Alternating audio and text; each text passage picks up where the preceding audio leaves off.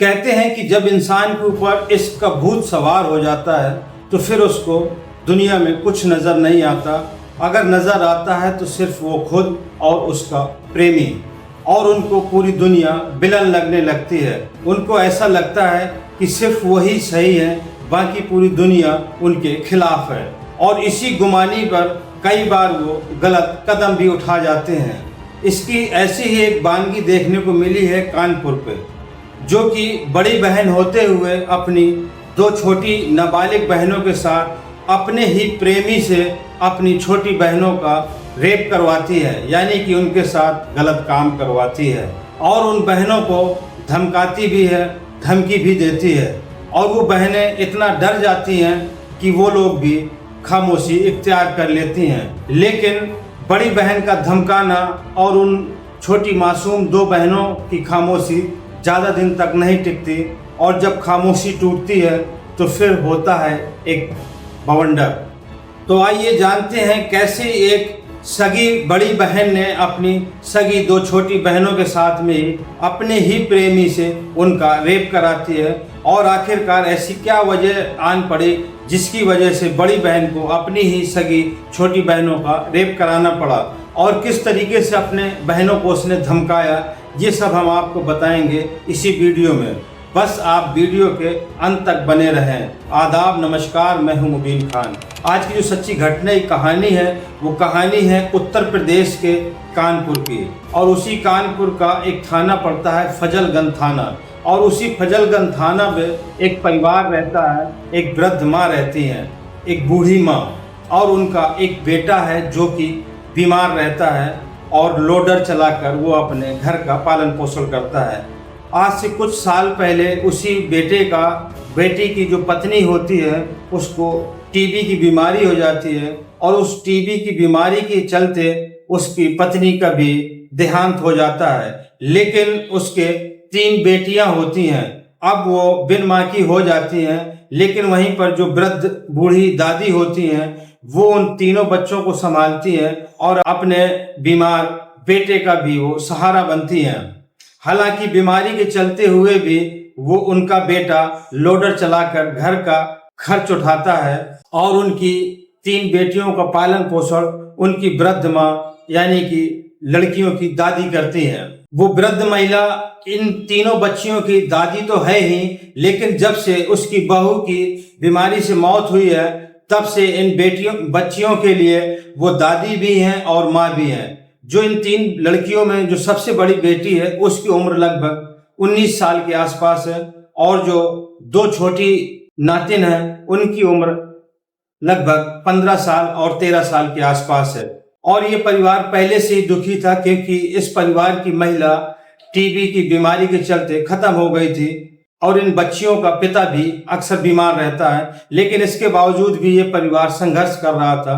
लेकिन 22 अप्रैल के दिन इस घर पर एक और सदमा लगता है, यानी कि जो इनकी बड़ी लड़की होती है, नातिन होती है, वो फांसी लगाकर आत्महत्या कर लेती है। और जब बड़ी बेटी की आत्महत्या करने की खबर जब परिवार वालों को होती है तो उस घर पर चीखों पुकार मच जाती है, और ये घर एक बार फिर से सदमे में चला जाता है।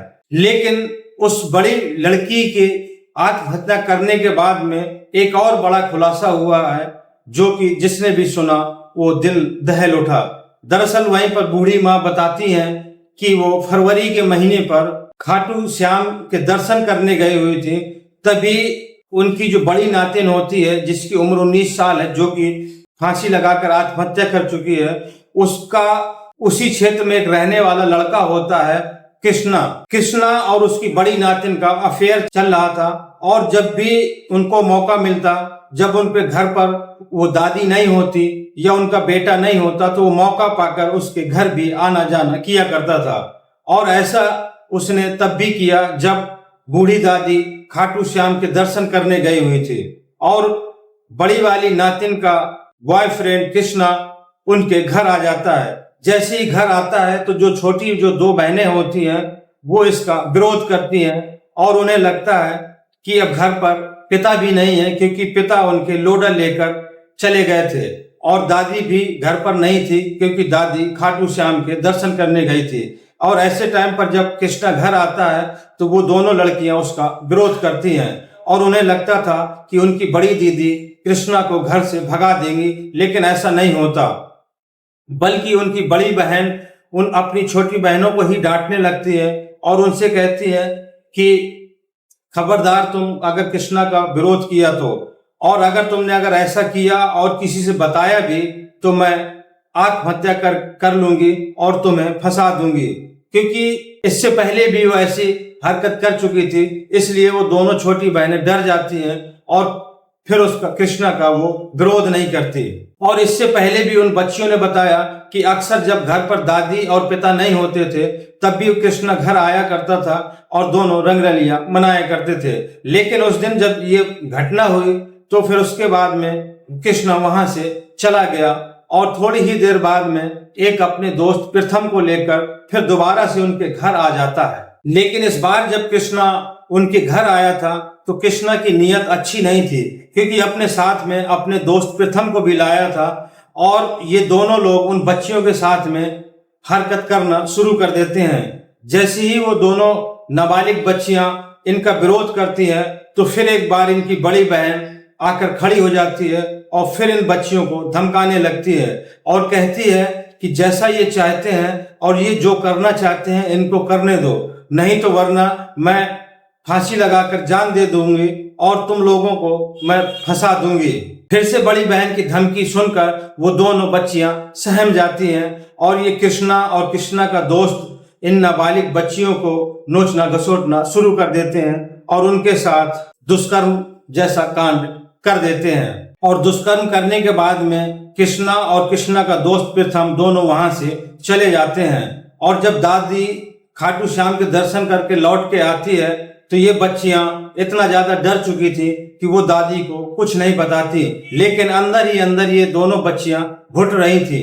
और इसी तरीके से अप्रैल का महीना आ जाता है। ये मामला होता है फरवरी का, और 2 महीने के बाद में जब बच्चियों के सब्र का बांध टूट जाता है तो फिर एक दिन वो अपनी दादी को इसके बारे में सब कुछ बता देती हैं। जैसी ही दादी को ये बात पता चलती है कि उनकी बड़ी नातिन की करतूत कि उसने ही अपनी बहनों का रेप कराया और खुद का भी पास में ही रहने वाले लड़के के साथ में अफेयर है, और जब वो घर पर नहीं होती या उनका बेटा नहीं होता तो अक्सर वो लड़का आकर घर पे रंगरलियां मनाता है। इस बात से काफी ज्यादा बूढ़ी दादी दुखी होती हैं और फिर वो अपनी बड़ी नातिन को डांट फटकार लगाती हैं और इसी से डांट फटकार से चुप होकर वो 22 अप्रैल के दिन बड़ी वाली बेटी फांसी लगाकर आत्महत्या कर लेती है। लेकिन दादी वहीं पर सब्र कर जाती है और पुलिस के पास नहीं जाती कि उनकी 2 बेटियों की जिंदगी का सवाल था।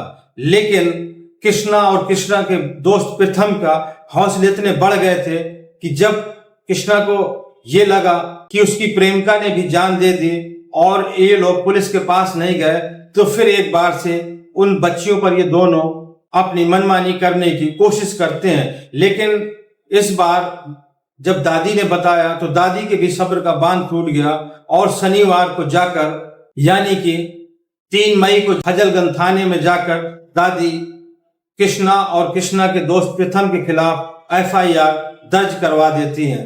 पुलिस ने दादी की दी हुई तहरीर पर FIR दर्ज कर ली और बच्चियों का फिर मेडिकल भी कराया और वहीं पर दबिश देकर प्रथम को भी पुलिस ने अरेस्ट कर लिया है और मुख्य आरोपी कृष्णा की पुलिस तलाश कर रही है। वहीं फजलगंज थाने के थाना प्रभारी सुनील कुमार सिंह का कहना है कि आरोपी की तलाश जारी है और जल्द ही उसको भी गिरफ्तार करके उसको सलाखों के पीछे भेज दिया जाएगा। तो दोस्तों, ये थी आज की सच्ची घटना की कहानी। ये घटनाक्रम सुनाने का मकसद किसी को आहत करना या किसी को परेशान करना नहीं, बल्कि आप लोगों को जागरूक करना और आप लोगों तक सच पहुंचाना है। तो दोस्तों, जो भी आपकी राय हो, आप अपनी राय जरूर दें कि जो कुछ भी इस लड़की ने अपनी छोटी बहनों के साथ में किया, आपकी क्या राय है, आप कमेंट करके अपनी राय जरूर दें। और दोस्तों, अगर ये वीडियो आपको अच्छा लगा हो तो ज़्यादा से ज़्यादा लाइक करें, कमेंट्स करें और अगर मेरे चैनल पर नए हों तो ज़्यादा से ज़्यादा चैनल को सब्सक्राइब करें। और दोस्तों अगर फेसबुक पर देख रहे हो तो पेज को फॉलो करें। और दोस्तों आपसे फिर वही हर बार की तरह एक ही आग्रह है कि मेरे वीडियो को ज़्यादा से ज़्यादा लाइक करें, कमेंट्स करें। आपका एक लाइक और कमेंट्स हमें बड़ा मोटिवेट करता है, हमारा हौसला बढ़ाता है। तो दोस्तों मिलते हैं अगले वीडियो में नई कहानी के साथ। जय हिंद।